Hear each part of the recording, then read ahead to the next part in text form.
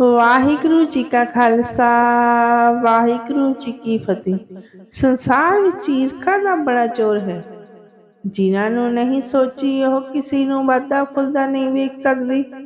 ਅੱਜ ਦੇ ਯੁੱਗ ਵਿੱਚ ਉਹਨਾਂ ਦੀ ਗਿਣਤੀ ਬਹੁਤ ਹੈ ਜਿਹੜੇ ਆਪਣੇ ਦੁੱਖ ਤੋਂ ਇੰਨੇ ਦੁਖੀ ਨਹੀਂ ਪਰ ਦੂਜੇ ਨੂੰ ਸੁਖੀ ਦੇਖ ਕੇ ਦੁਖੀ ਹਨ। ਸੰਗਤ ਨਾ ਕੀਤੀ ਹੋਵੇ ਤਾਂ ਬੰਦਾ ਇਹਨਾਂ ਗੱਲਾਂ ਵਿੱਚ ਹੀ ਫਸਿਆ ਰਹਿੰਦਾ ਹੈ। ਫਲਾਣਾ ਮੇਰੇ ਤੋਂ ਅੱਗੇ ਕਿਉਂ ਨਿਕਲ ਗਿਆ, ਫਲਾਣੇ ਨੂੰ ਖੁਸ਼ੀ ਕਿਉਂ ਮਿਲ ਗਈ ਹੈ, ਈਰਖਾ ਆ ਜਾਂਦੀ ਹੈ। ਇੱਥੇ ਇੰਨੀ ਗੱਲ ਯਾਦ ਰੱਖਿਓ ਕਿ ਈਰਖਾ ਕਰਨ ਵਾਲੇ ਕੋਈ ਬਾਹਰ ਦੇ ਨਹੀਂ ਹੁੰਦੇ, ਨੇੜੇ ਦੇ ਅਤੇ ਖੂਨ ਦੇ ਰਿਸ਼ਤੇ ਹੀ ਹੁੰਦੇ ਹਨ। ਗੁੱਸਾ ਨਾ ਕਰਿਓ, ਪਰ ਇਹ ਸੱਚਾਈ ਹੈ। ਜੇ ਇਹੋ ਜਿਹੇ ਲੋਕ ਤੁਹਾਡੇ ਆਪਣੇ ਨਜ਼ਦੀਕੀਆਂ ਵਿੱਚ ਹੀ ਹੁੰਦੇ ਹਨ, ਇਹ ਪੜ੍ਹ ਕੇ ਕਿਧਰੇ ਘਬਰਾ ਨਾ ਜਾਣਾ। ਗੁਰੂ ਅਰਜਨ ਦੇਵ ਜੀ ਦੀ ਬਖਸ਼ੀ ਅਨਮੋਲ ਬਾਣੀ ਸ਼੍ਰੀ ਸੁਖਮਨੀ ਸਾਹਿਬ ਜੀ ਦਾ ਆਸਰਾ ਲੈ ਲਵੋ। ਜੇ ਤੁਹਾਡੇ ਕੋਲ ਸੁਖਮਨੀ ਸਾਹਿਬ ਜੀ ਦੀ ਬਾਣੀ ਦਾ ਓਟ ਆਸਰਾ ਹੈ ਤਾਂ ਇਹ ਬਾਣੀ ਤੁਹਾਡੇ ਨਾਲ ਈਰਖਾ ਕਰਨ ਵਾਲੇ ਤੋਂ ਵੀ ਰਾਖੀ ਕਰਦੀ ਹੈ। ਜੇਕਰ ਤੁਸੀਂ ਸੁਖਮਨੀ ਸਾਹਿਬ ਜੀ ਦਾ ਪਹਿਰਾ ਰੱਖੋਗੇ ਤਾਂ ਜਿਹੜਾ ਕੋਈ ਤੁਹਾਡੇ ਬੁਰੇ ਦੀਆਂ ਸਕੀਮਾਂ ਬਣਾਉਂਦਾ ਹੈ, ਸੁਖਮਨੀ ਸਾਹਿਬ ਜੀ ਦੀ ਬਾਣੀ ਤੁਹਾਨੂੰ ਉਸ ਤੋਂ ਬਚਾਵੇਗੀ। ਗੁਰੂ ਘਰ ਕਹਿੰਦਾ ਹੈ ਕਿ ਚੰਗੇ ਕੰਮ ਕਰਨੇ ਚਾਹੀਦੇ ਹਨ। ਤੁਸੀਂ ਕਦੀ ਨੋਟ ਕਰੋ, ਜਦੋਂ ਕੋਈ ਚੰਗਾ ਕੰਮ ਕਰੇ ਤਾਂ ਉਸਦੀ ਆਟੋਮੈਟਿਕਲੀ ਸ਼ੋਭਾ ਹੁੰਦੀ ਹੈ, ਤੇ ਜਦੋਂ ਉਸਦੀ ਸ਼ੋਭਾ ਹੋਵੇ ਵਿੱਚੋਂ ਹੀ ਹਨ, ਨੇੜੇ ਦੇ ਹੀ ਹੁੰਦੇ ਹਨ, ਕੋਈ ਬਾਹਰ ਦੇ ਨਹੀਂ। ਜਿਨ੍ਹਾਂ ਕੋਲੋਂ ਕਿਸੇ ਦੀ ਸ਼ੋਭਾ ਜਰੀ ਨਹੀਂ ਜਾਂਦੀ, ਬਰਦਾਸ਼ਤ ਨਹੀਂ ਹੁੰਦੀ, ਪਰ ਉਹ ਉਸ ਦਾ ਬੁਰਾ ਕਰਨ ਦੀਆਂ ਸਕੀਮਾਂ ਬਣਾਉਂਦੇ ਹਨ। ਅੱਜ ਕੱਲ੍ਹ ਦਾ ਜੋ ਸਮਾਂ ਜਾ ਰਿਹਾ ਹੈ, ਇਤਨਾ ਭਾਰੀ ਕਲਯੁਗ ਹੈ ਕਿ ਈਰਖਾ ਦਰਵੇਸ਼ ਭਾਵਨਾ ਦਾ ਹੱਦੋਂ ਵੱਧ ਜ਼ੋਰ ਹੈ।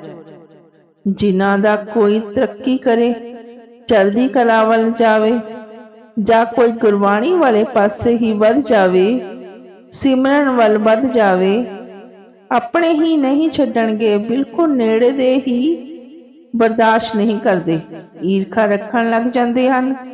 ਇੱਥੋਂ ਤੱਕ ਵੇਖਿਆ ਗਿਆ ਹੈ ਕਈਆਂ ਵਾਰੀ ਇੱਕ ਸਰੀਰ ਦੂਜੇ ਨੂੰ ਫਤਿਹ ਵੀ ਨਹੀਂ ਬੁਲਾਉਂਦਾ ਕਿ ਇਹ ਦੂਜੀ ਟਕਸਾਲ ਦਾ ਹੈ, ਭਾਵੇਂ ਟਕਸਾਲਾਂ ਸਾਰੀਆਂ ਦਾ ਮੁੱਢ ਤਾਂ ਸ਼੍ਰੀ ਗੁਰੂ ਗ੍ਰੰਥ ਸਾਹਿਬ ਜੀ ਹੀ ਹਨ।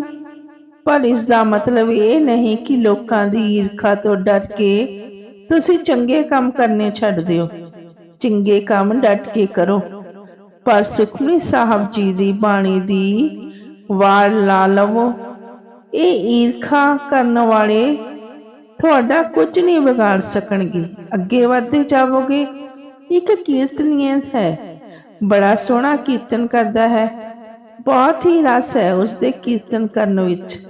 ਉਸਦੀ ਗੱਲ ਬਹੁਤ ਚੰਗੀ ਲੱਗੀ, ਮੇਰੇ ਤੇ ਬਹੁਤ ਪ੍ਰਭਾਵ ਪਿਆ। ਆਪ ਜੀ ਨਾਲ ਸਾਂਝੀ ਕਰ ਰਹੀ ਹਾਂ, ਪੜ੍ਹ ਕੇ ਆਪਣੇ ਲਈ ਸੇਧ ਲੈਣਾ।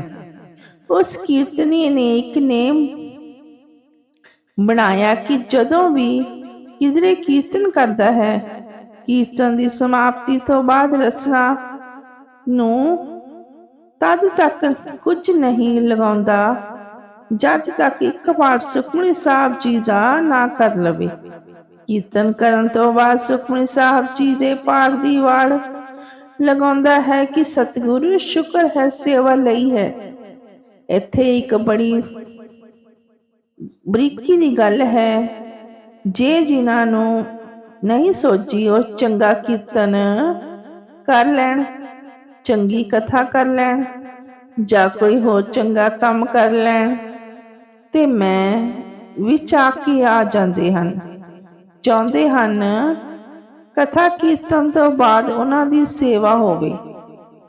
ਆਪਣਾ ਆਪਣਾ ਸੁਭਾਅ ਹੈ, ਕਈ ਸੇਵਾ ਕਰਵਾ ਕੇ ਖੁਸ਼ ਹੁੰਦੇ ਹਨ, ਕਈ ਚਾਹੁੰਦੇ ਹਨ ਕਿ ਕੋਈ ਸਾਡੀਆਂ ਲੱਤਾਂ ਘੁੱਟੇ, ਮਾਲਿਸ਼ ਕਰੇ, ਜਾਂ ਹੋਰ ਕਈ ਤਰ੍ਹਾਂ ਦੇ ਸੇਵਾ ਹੋਵੇ।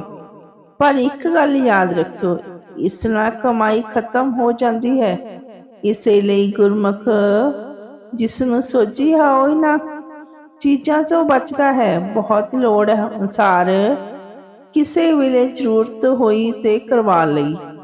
ਇੱਕ ਕੋਈ ਅਣਜਾਣ ਪੱਟੀ ਹੈ, 2-3 ਘੰਟੇ ਰੋਲ ਦੇਣ ਤੋਂ ਬਾਅਦ ਆਪਣੀ ਸੇਵਾ ਕਰਵਾਉਂਦਾ ਹੈ। ਕਿੰਨਾ ਜ਼ਮੀਨ ਆਸਮਾਨ ਦਾ ਫਰਕ ਹੈ ਉਸ ਕੀਰਤਨੀਏ ਵਿੱਚ ਤੇ ਇਸ ਪਾਠੀ ਵਿੱਚ। ਮੈਂ ਇੱਕ ਵਿੱਚ ਆ ਰਹੀ ਹਾਂ ਕਿ ਮੈਂ ਪਾਠ ਕੀਤਾ, ਮੇਰਾ ਸੇਵਾ ਹੋਵੇ, ਜਦਕਿ ਦੂਜਾ ਜਿਸ ਨੂੰ ਸੋਝੀ ਹੈ ਉਹ ਬਾਣੀ ਪੜ੍ਹ ਕੇ ਸ਼ੁਕਰਾਨਾ ਕਰਦਾ ਹੈ ਕਿ ਸਤਿਗੁਰ ਜੀ ਨੇ ਸੇਵਾ ਲਈ ਹੈ। ਇਸ ਤਰ੍ਹਾਂ ਕਰਨ ਨਾਲ ਉਹ ਆਪਣੀ ਹੋਣ ਵਾਲੀ ਵਡਿਆਈ ਨੂੰ ਵਾਲ ਲਾ ਰਿਹਾ ਹੈ, ਜਿਸ ਨਾਲ ਕੀ ਹੋਵੇਗਾ, ਉਸ ਦੀ ਸ਼ੋਭਾ ਨੂੰ, ਵਡਿਆਈ ਨੂੰ ਵੇਖ ਕੇ ਜੇਕਰ ਕੋਈ ਉਸ ਨਾਲ ਈਰਖਾ ਕਰੇਗਾ ਜਾਂ ਈਰਖਾ ਵਿੱਚ ਆ ਕੇ ਉਸ ਦਾ ਨੁਕਸਾਨ ਕਰਨ ਦੀ ਕੋਸ਼ਿਸ਼ ਕਰੇਗਾ ਤਾਂ ਕਰ ਨਹੀਂ ਸਕੇਗਾ। ਅਗਰ ਤੁਸੀਂ ਕੋਈ ਆਪਣੀਆਂ ਖੁਸ਼ੀਆਂ ਤੋਂ ਬਾਅਦ, ਮਾਣ, ਵਡਿਆਈ, ਸ਼ੋਭਾ ਮਿਲਣ ਤੋਂ ਬਾਅਦ ਸੁਖਮਨੀ ਸਾਹਿਬ ਜਾਂ ਓਟ ਆਸਰਾ ਲੈਂਦੇ ਹੋ ਤਾਂ ਇਹ ਬਾਣੀ ਉਸ ਨੂੰ ਦੁਨੀਆ ਦੀ ਈਰਖਾ ਤੋਂ ਬਚਾਉਂਦੀ ਹੈ। ਵਾਹਿਗੁਰੂ ਜੀ ਕਾ ਖਾਲਸਾ, ਵਾਹਿਗੁਰੂ ਜੀ ਕੀ ਫਤਿਹ।